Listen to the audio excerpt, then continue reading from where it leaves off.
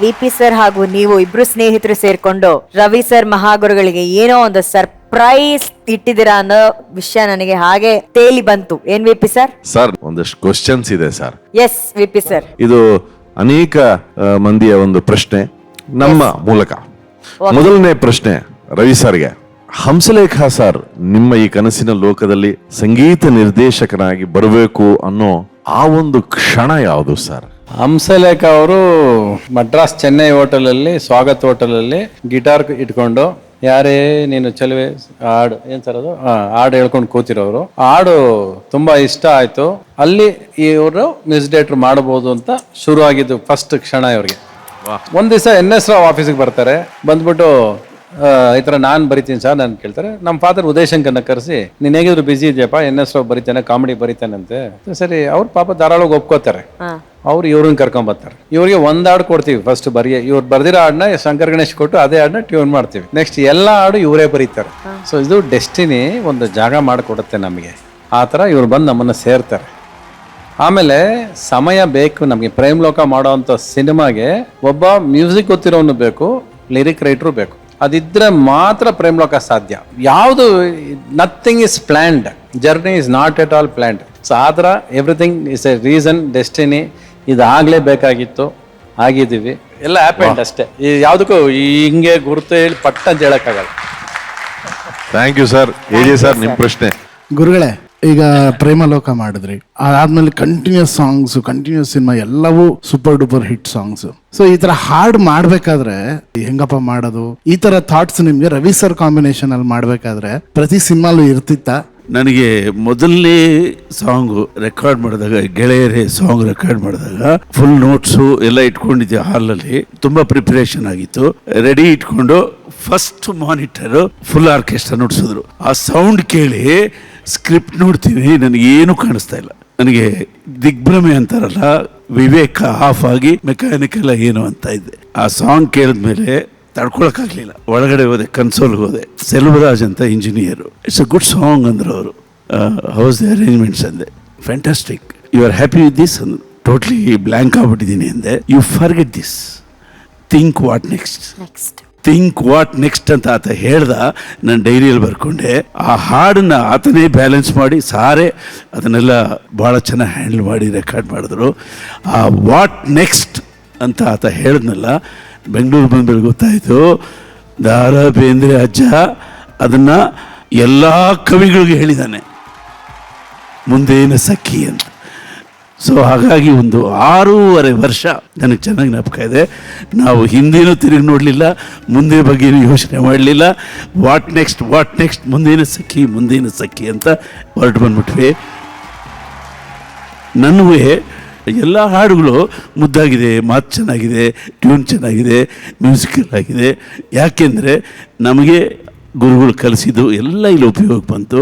ಅವರು ಅದನ್ನು ಕಣ್ಣಂಚಿನಲ್ಲಿ quality control ಮಾಡಿದ್ದಾರೆ. ಕಣ್ಣಂಚಲ್ಲಿ ಒಂದು ಪೀಸ್ ರೆಕಾರ್ಡಿಂಗ್ ಆಗ್ತಾ ಇದ್ರೆ ಸಣ್ಣ ಮಿಸ್ಟೇಕ್ ಇದ್ರೆ ಹಿಂಗೆ ನೋಡಿದ್ರೆ ಸಾಕು, ಓ ಸಮಥಿಂಗ್ ಇಸ್ ರಾಂಗ್ ಅಂತ ಹೋಗಿ ಕರೆಕ್ಷನ್ ಮಾಡ್ಬಿಡ್ತಿದ್ವಿ. ಹಾಗಾಗಿ ಎಲ್ಲೂ ನಿಂತಿಲ್ಲ ಗುರು, ಸುಮ್ಮನೆ ಹೊರಟ್ಬಿಟ್ವಿ.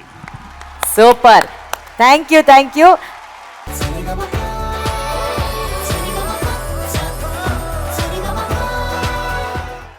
ಬಹುಶಃ ಇದು ಈ ಟೆಂಪೋ, ಈ ಸ್ಕೇಲು ನನಗೆ ಎಲ್.ಎನ್. ಶಾಸ್ತ್ರಿ ನೆನಪು ಮಾಡುತ್ತೆ. ಯಾಕಂದ್ರೆ ಕಂಪೋಸಿಂಗ್ ಅಲ್ಲಿ ಜೊತೆಲಿ ಇದ್ದಿದ್ದು, ನನ್ನ ಜೊತೆಯಲ್ಲಿ ಹತ್ತತ್ರ ಅವರು ಒಂದು 10-12 ವರ್ಷ ನನ್ನ ಜೊತೆ ಕೆಲಸ ಮಾಡಿದ್ದಾರೆ.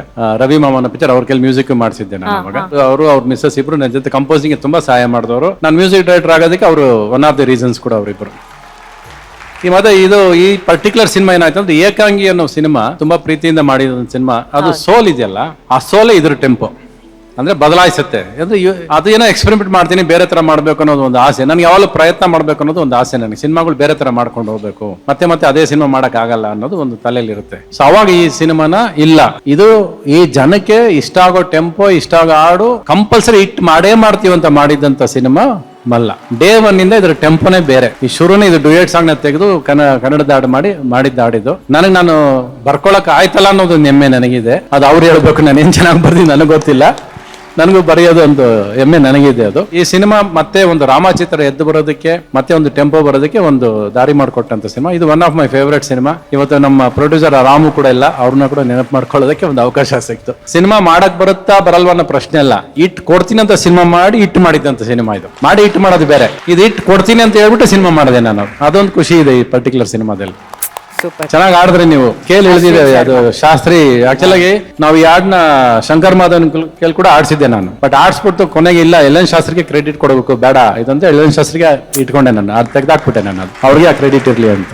ವಿಪಿ ಸರ್, ರವಿ ಸರ್ಗೆ ಸಂಗೀತದ ಅಭಿರುಚಿ, ಸಾಹಿತ್ಯದ ಅಭಿರುಚಿ, ಅವರೇ ಸಾಹಿತ್ಯವನ್ನು ಬರೆಯುವಂತಹ ಹಾಗೂ ರಾಗ ಸಂಯೋಜನೆ ಮಾಡುವಂತಹ ಶಕ್ತಿ ಇರೋದ್ರಿಂದ ಎಂತೆಂಥ ಹಾಡುಗಳನ್ನ ಅವರ ಚಿತ್ರ ಮೂಲಕ ತಂದಿದ್ದಾರೆ ಅಂತ ನಾನು ಹೇಳ್ತೇನೆ.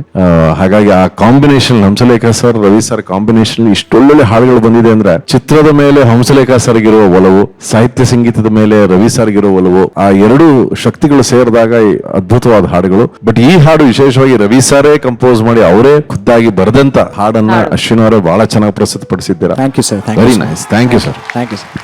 ಅರ್ಜುನ್ ಸರ್, ಅಶ್ವಿನ್ ವೇದಿಕೆ ಮೇಲೆ ಬಂದ್ಮೇಲೆಲ್ಲ ಅದು ಏನೇ ಇರಲಿ ಹಾಡು, ಅದರಲ್ಲಿ ಇವರು ಇನ್ನೊಂದು ಲೆವೆಲ್ ಆಫ್ ಅದೇನ್ ಹೇಳ್ತಾರ ಭಾರನ ತಗೊಳ್ಳೋದು, ನೆಕ್ಸ್ಟ್ ಲೆವೆಲ್ ತಗೊಂಡೋಗಿ ಹಾಡ್ತೀನಿ ಅನ್ನೋದು. ಈ ಹಾಡಲ್ಲಿ ಇಷ್ಟೊಂದು ಚೇಂಜಸ್ ನಾನು ಎಕ್ಸ್ಪೆಕ್ಟ್ ಮಾಡಿಲ್ಲ ಅಶ್ವಿನ್. ಸೊ ಆ ಸ್ಟ್ರೇಟ್ ನೋಟ್ಸ್ ನಲ್ಲೆಲ್ಲ ಸಂಗತಿಗಳು ತರಬಹುದು ಅನ್ನೋದು ನೀವು ಹಾಡಿದಾಗ ಇಟ್ ವಾಸ್ ರಿಯಲಿ ಕ್ರಿಯೇಟಿವ್. ಚೆನ್ನಾಗಿತ್ತು, ನಿಜವೂ ಥ್ಯಾಂಕ್ ಯು ಚೆನ್ನಾಗಿತ್ತು. ಸರ್. Thank you sir. ನಾನು ರವಿ ಸರ್ ನಿಮ್ಮ ಹತ್ರ ಕೆಲಸ ಮಾಡಿದಂತ ಎಲೆಕ್ಟ್ರಾನಿಕ್ ಮ್ಯೂಸಿಷಿಯನ್ಸ್, ಪ್ರೋಗ್ರಾಮರ್ಸ್ ಬಹಳ ಸತಿ ನನಗೆ ಕೆಲವು ವಿಚಾರಗಳು ಹೇಳ್ತಿದ್ರು ಸರ್. ಅಂದ್ರೆ ಸರ್ ಮ್ಯೂಸಿಕ್ ಮಾಡ್ಬೇಕಾದ್ರೆ ಅವ್ರಿಗೆ ಏನಾದ್ರು ಒಂದು ಸೌಂಡ್ ಇಡ್ಸಿದ್ರೆ ಈ ಸೌಂಡ್ ಈ ತರ ಕ್ರಿಯೇಟ್ ಮಾಡ್ಬೇಕು ಅಂತ ಕೇಳೋ ಮ್ಯೂಸಿಷಿಯನ್ಸ್ ನಮ್ಮ ಹತ್ರ ಆ ಸ್ಯಾಂಪಲ್ ಇಲ್ಲ ಸರ್, ಆ sample we have to get it from this country ಹಂಗೆ ಹೇಳಿದ್ರೆ 2 days ಅಲ್ಲ ಸ್ಯಾಂಪಲ್ ಇರೋದಂತೆ. ಅದು ಬೇಕಂದ್ರೆ ಅದು ಬೇಕು, ಅದು ಎಲ್ಲಾರು ಇರ್ಲಿ ಜಗತ್ತಲ್ಲಿ, ಇದು ಎಲ್ಲಿ ಸಿಗುತ್ತೆ, ಇದು ಇಲ್ಲಿ ಇರಬೇಕು. ನನಗೆ ಬಹಳ ಜನ ಚೆನ್ನೈಲಿ ಮ್ಯೂಸಿಷಿಯನ್ಸ್ ನಿಮ್ ಜೊತೆ ಕೆಲಸ ಮಾಡೋರು ಈಗಲೂ ಮಾತಾಡ್ತಾರೆ ಸರ್ ನಿಮ್ ಪ್ಯಾಷನ್ ಬಗ್ಗೆ.